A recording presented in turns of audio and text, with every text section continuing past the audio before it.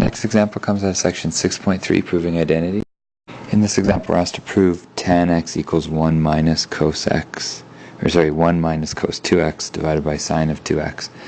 You might actually recognize this from a double angle identity question we did in a previous lesson, but we didn't do it as a proof. So let's set up my left side, right side table.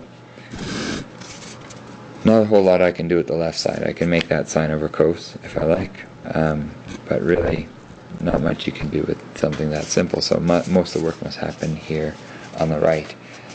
I definitely need to use some double angle identities because of these two x's. I have to do something about it.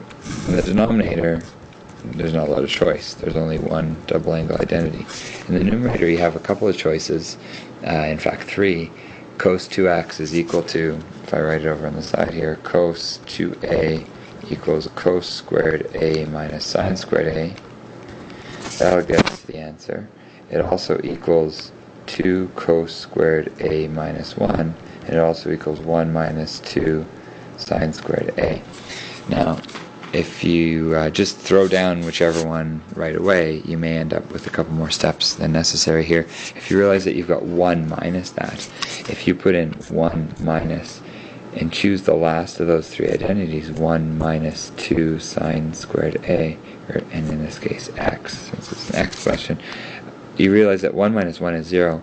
Minus minus gives me plus. I've got 2 sine squared x over 2 sine x cos x.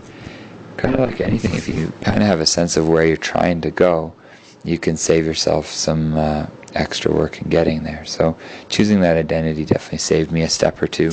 Now that I have all multiplication division, I can start canceling things top and bottom. 2 divided by 2 sine x over sine x, and it leaves me with sine x over cos x, and the left side equals the right side, and we're happy.